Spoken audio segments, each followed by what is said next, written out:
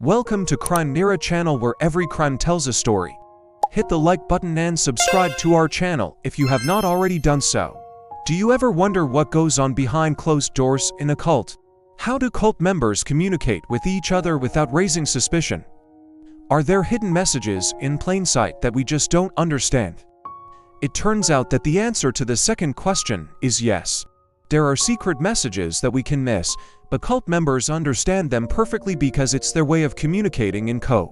Cults often develop their own language, phrases, symbols, or gestures that only those in the know understand. These serve multiple purposes. They build loyalty within the group, exclude outsiders, and create a sense of secrecy and exclusivity.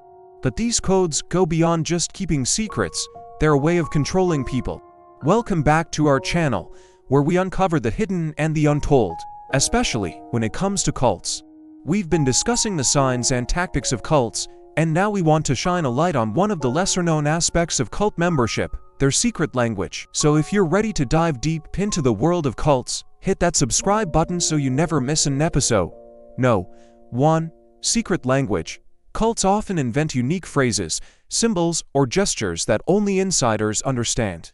For example, the Unification Church, also known as the Unification Church, has its own phrase, "I love you," which stands for "I love you, you know." This may seem like a quirky, innocent saying, but it's only one small example of how cults use language to control their members. In some cases, these secret phrases might be used to convey important information, such as a plan to leave the group or a warning about a dangerous situation. Other times, they might be used to reinforce the group's ideology or to remind members of their commitment to the cause. Whatever the purpose, these secret phrases become a powerful tool for controlling those who use them. They create a sense of secrecy and exclusivity that helps to keep members loyal to the group and reinforces the idea that the outside world is dangerous and untrustworthy. And that's why it's important to recognize these signs of secret codes within a group.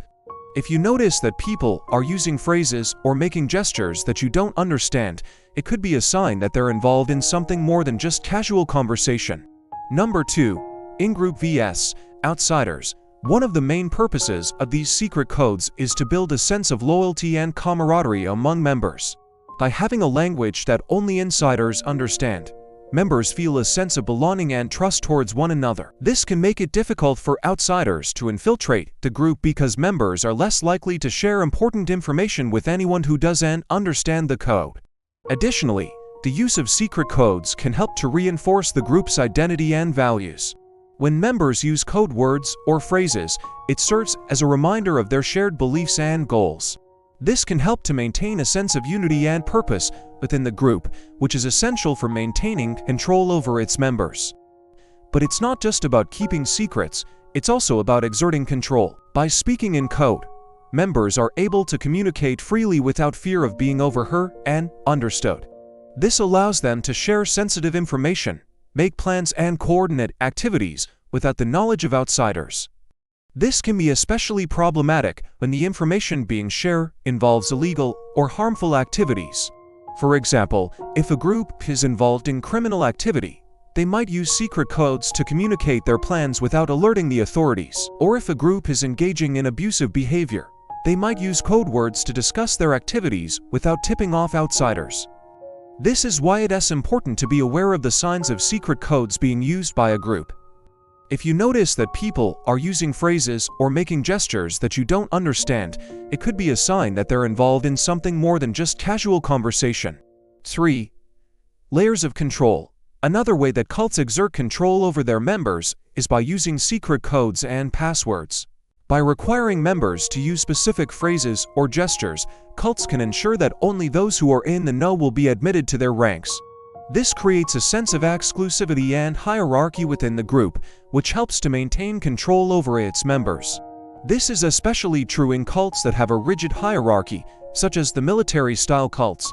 In these groups, members are often required to use specific rank-based titles when addressing one another. For example, in the Children of God cult, members were required to address one another by their given name followed by the word brother or sister. This type of language use helps to reinforce the group's power over its members by reminding them of their place in the hierarchy at all times. It's not just about who you call who, but also about what you say and how you say it. Members of a cult might be required to use certain phrases or sayings that reinforce the group's ideology or teachings. This is a form of thought reform, in which language is used as a tool to control the way people think and behave.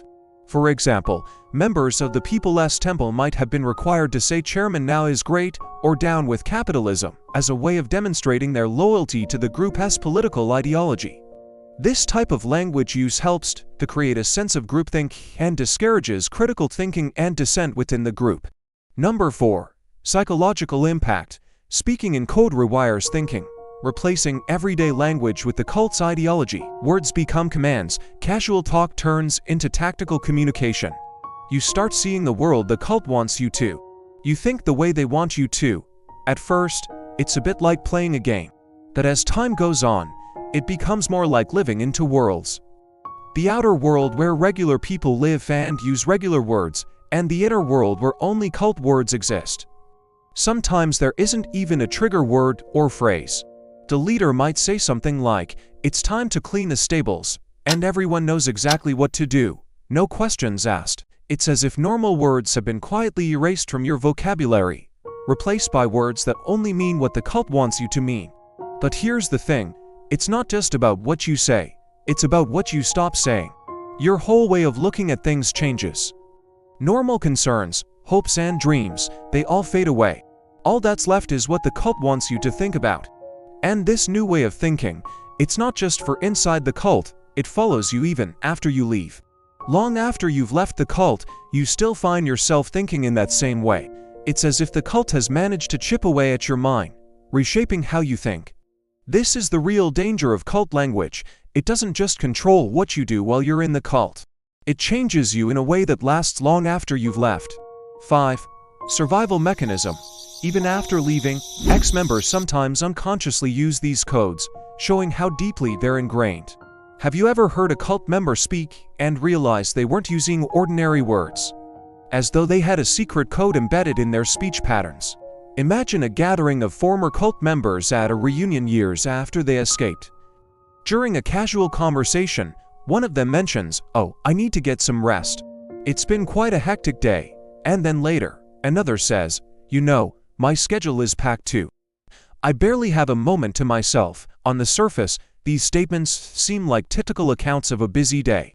However, if these individuals were once part of a cult, these seemingly mundane phrases might actually hold a deeper meaning. These statements aren't just about their daily schedules. They're using coded language that was prevalent in their cult. Getting rest might have been a euphemism for intense meditation sessions or enforced relaxation techniques used in the cult to manipulate and control their followers. Similarly, a packed schedule could allude to a rigorous routine of indoctrination and work that was common in the cult setting. By using these coded words, the ex-cult members may not realize that they are still adhering to some aspects of the cult's teachings and practices. This phenomenon highlights the lasting impact of cult membership and the subtle ways in which brainwashing can persist long after an individual has left the group. Words, phrases, or even silence become tools of control. Controlling language means controlling thought. By shaping the words people use, cults shape how they think. Secret codes make for a compelling story. Audiences are drawn in by the intrigue of hidden meanings and spy-like secrecy. What looks harmless, a phrase, a hand sign, a chant, is actually a binding chain of control. Once you understand the codes, you see how cults build invisible prisons around their members. Now let's hear from you. Do you know of any other signs or symbols commonly used in cults? Share your thoughts in the comments below. If you enjoyed this video, please like and share it with others who might find it interesting as well. Don't forget to hit the subscribe button to stay updated on all our future content. Thanks for watching.